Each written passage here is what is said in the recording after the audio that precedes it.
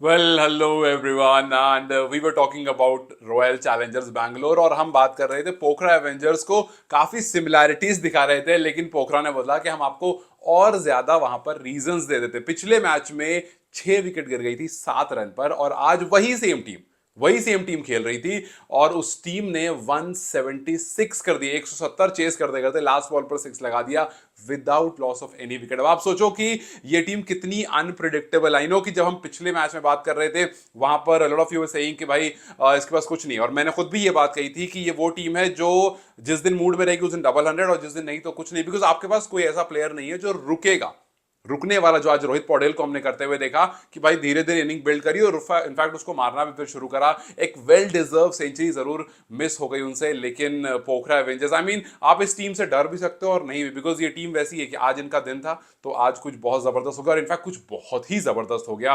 Because when you look at Andries Gous, वो यार आज रोहित जो कि अपनी फर्स्ट सेंचुरी, जो कि एनपीएल की फर्स्ट सेंचुरी लगने वाली थी और उससे बस इतना सा दूर रह गया लास्ट बॉल पर। थोड़ा सा बहुत लोगों ने बोला कि यार वो खुद खड़े रहते तो शायद एक 6 मार सकते थे, मतलब ऑप्शन फिर भी होता, लेकिन फिर भी 5 रन वो शॉर्ट रह गए। वहीं एंड्रयू गॉस, यार आज fastest half century Andrew Gous की तरफ से आई, एनपीएल की फास्टेस्ट सेंचुरी एंड्रयू गॉस की तरफ से आई। फर्स्ट है तो ऑब्वियसली फास्टेस्ट में ही काउंट करोगे, बट स्टिल ये फास्टेस्ट है और ये रिकॉर्ड जो बना है ये बड़ा मुश्किल है कि एनपीएल में टूटने वाला। हालांकि मैं 0 विकेट वाला रिकॉर्ड जरूर कहूंगा मुश्किल है। आप फर्स्ट पावर प्ले की बात करोगे, जो मैंने यहाँ पर पिक्चर लगाई है कि 6 ओवर में 80 रन, ये मुश्किल नहीं है। मैं इसलिए कह रहा हूं ये मुश्किल नहीं है बिकॉज जैसे जैसे प्लेयर्स इस पिच पर खेल रहे हैं वैसे वैसे उनको इसका आइडिया होता जा रहा है, वैसे वैसे पता चलता जा रहा है कि भाई किस तरह से पिच बिहेव कर रही, कैसे इस पर खेलना है। बिकॉज याद करो पहला मैच और उसके बाद अब याद करो कि किस तरह से जो मैचेस 130, 125, 122 के आसपास जा रहे थे, अब वो मैचेस आगे बढ़ते हुए दिख रहे हैं। But yes we must admit कि आज हमने 2 मैच देखा और बिल्कुल 2 तरह के मैच देखे। एक मैच जहां पर इजी चेजिंग थी उसको डिफिकल्ट बना दिया करनाली याक्स ने, और दूसरी तरफ एक डिफिकल्ट चेजिंग को पोखरा एवेंजर्स ने आसान बना दिया।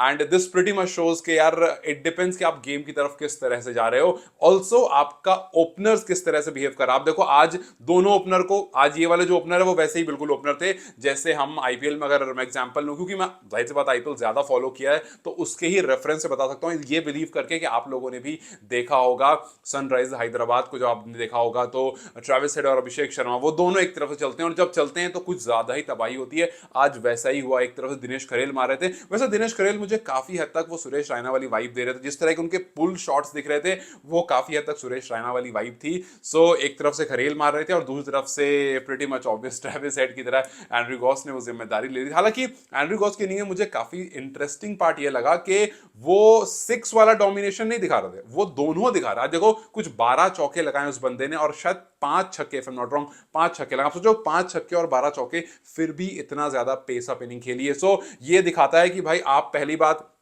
नेपाल जैसे ग्राउंड पर जहां पर you don't really see a lot of ball coming on the bat, अगर पेसर कोई आकर के गेंदबाजी कर रहा है तो पहले पहले मैच में ये बात हुई थी कि पेसर्स को हेल्प नहीं मिल रही। इनफैक्ट हम काफी दिन से देख रहे हैं और अब तो पिच धीरे धीरे ऐसी हो रही है कि स्पिनर्स को काफी हेल्प मिल रही है। आप अगर देख रहे होगे लास्ट के ओवर्स में किस तरह से हर स्पिनर को बॉल पढ़ करके कितना ज्यादा टर्न जो है वो डेवलप करके दे, बट क्योंकि दोनों बैटर सेट हो चुके थे और उनको बॉल जो है वो बिल्कुल फुटबॉल जैसे ऑब्वियसली दिख रही होगी तो वहां पर कोई इशू क्रिएट नहीं हुआ। बट यस ये पिच धीरे धीरे स्पिनर्स के लिए हेल्पफुल हो सकती है अगर ज्यादा स्लो पड़ती गई, और जाहिर सी बात है पिच जो है वो अब एक पॉइंट पाने के बाद ओवर यूज होने जाएगी। सो स्पिनर्स को हेल्प करेगी, पेसर्स को वैसे भी कभी भी पिच हेल्प नहीं करती है हमारे। और सिर्फ ये नेपाल की कंडीशन नहीं, ये पूरे जो सब कॉन्टिनेंट है सबकी कंडीशन, चाहे आप श्रीलंका चले जाओ, बांग्लादेश चले जाओ, इंडिया आओ, पाकिस्तान आओ या फिर नेपाल, ये जो हमारे जितने रीजन है इनकी पिचेस जो होती है वो बहुत ज्यादा पेसर्स को असिस्टेंट नहीं करती हैं। And that is the reason कि हमने इन कंट्रीज से बहुत अच्छे अच्छे स्पिनर्स आते हुए देखे, अब जाकर कहीं ना कहीं देख रहे। बट यस आई नो कि पाकिस्तान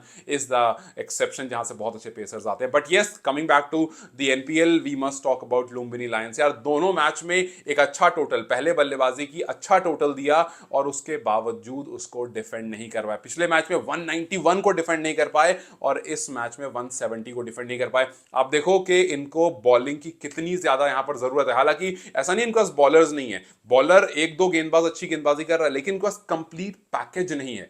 हमने देखा था कल वाले मैच में जहां पर I forgot the name of that pacer जो लास्ट में गेंदबाज, दीपक नहीं विवेक, विवेक के ओवर्स आज रोक कर रखे गए बिकॉज कल जिस तरह से गेंदबाजी की थी, मतलब पिछले मैच में वहां पर बहुत ज्यादा रन लीक कर दिए थे और लास्ट में आकर के उनको रन्स पड़ गए थे और वहां पर वो मैच हार गए थे। आज काफी देर से उनको लगाया गया बट आज भी एक ओवर में कुछ 13 रन दे दिए उन्होंने। सो कैप्टन जो है वो बॉलर को लेकर बहुत कॉन्फिडेंट नहीं है, ऑल्सो उनके पास बहुत सारे बॉलिंग ऑप्शंस नहीं है। सो मुझे लगता है कि लुम्बनी लायंस को अब यहाँ पर बॉलिंग वाला जो डिपार्टमेंट है उस पर ध्यान देना पड़ेगा और या तो बहुत लंबा टोटल लगाना पड़ेगा, जिस तरह से हमने बहुत सारी टीम्स को देखा है कि भैया टोटल इतना बड़ा लगाओ ताकि बॉलर्स को उतना प्रेशर ना आए, बिकॉज आपके पास बॉलिंग स्ट्रेंथ जो है वो काफी वीक है। सो दोनों टीम की तरफ अगर आप देखोगे सो यू विल सी पोखरा में वन चीज जो मैंने पिछले बार भी कहा था कि ये काफी हद तक आरसीबी वाली टीम है, जहां पर इस टीम में मैच विनर्स बहुत सारे हैं लेकिन वैसा कोई खिलाड़ी नहीं है जो रोक करके रुक करके खेल सके, और आज उसकी जरूरत नहीं पड़ी। आज दोनों तरफ से रन आते गए, दिन अच्छा था,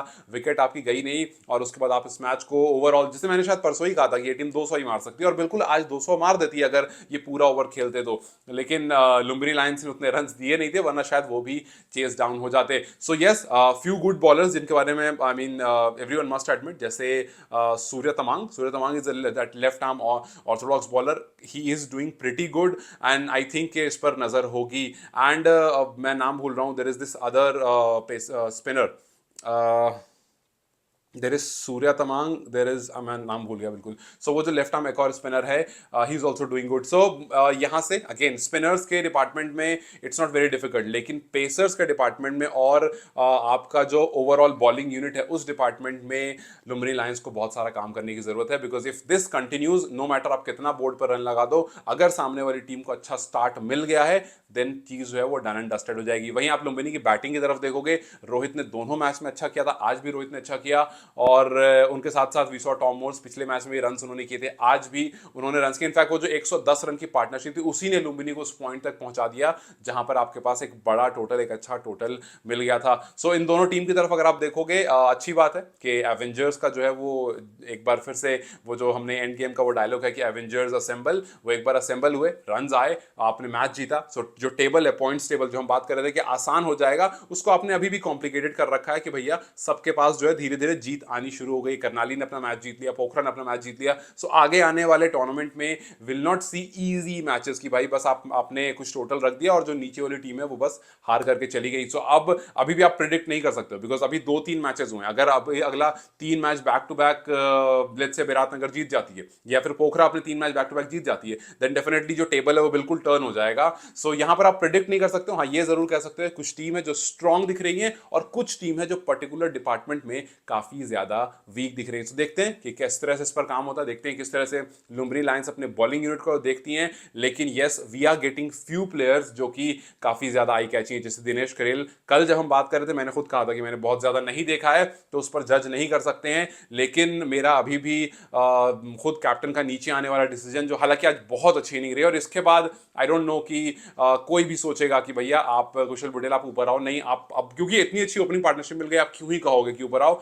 लेकिन पिछले मैच में मैंने पहली बार दिनेश करेल को देखा था और मैंने कहा भी था कि एक अच्छा शॉट उन्होंने जिमी नीशम को मारा था 6, लेकिन उसी सेम शॉट पर नेक्स्ट ओवर पर वो आउट हो गए थे। और आज वी सॉ के ऐसे बहुत सारे शॉट्स लगे, अच्छे पुल शॉट्स लगे, अच्छे मतलब काफी कॉन्फिडेंट दिखे। सो ये वो एक खिलाड़ी है जो एक लोकल खिलाड़ी जिस पर नजर रहेगी नेपाल के कोचेस की भी और बाकी जितने भी सिलेक्टिंग स्टाफ है उनकी। सो यस, अब धीरे धीरे जो एनपीएल है वो लोकल प्लेयर्स के लिए टर्नआउट अच्छा हो रहा है। हालांकि जितने बड़े रिकॉर्ड्स बन रहे हैं वो मोस्ट प्रोबेबली अभी फॉरेन प्लेयर्स ही बना रहे हैं, चाहे फर्स्ट 50 की बात करो, फर्स्ट 100 की बात करो, फास्ट 50 की बात करो, फास्टेस्ट 100 की बात करो, ये सारे रिकॉर्ड्स, या फिर फर्स्ट फाइफर की बात करो, हालांकि एक फाइफर लोकल प्लेयर की तरफ से भी आ गया है। बट यस, ये सारे जो रिकॉर्ड्स हैं वो स्टार्ट हो रहे हैं फॉरेन प्लेयर से। वी होप के अब धीरे धीरे जो कि लोकल प्लेयर्स, पिच का, मैदान का, फॉरेन प्लेयर्स का, इन सब का आइडिया हो चुका है। सो अभी हाफ ऑफ द टूर्नामेंट से ज्यादा बच रहा है, उसमें कुछ और हमें बेहतरीन देखने को मिले। But yes, Pokhara is back and Lumbini Lions दो अच्छी बैटिंग परफॉर्मेंस के बावजूद इस दोनों मैच को हार करके, दोनों मैच के टोटल को डिफेंड ना करके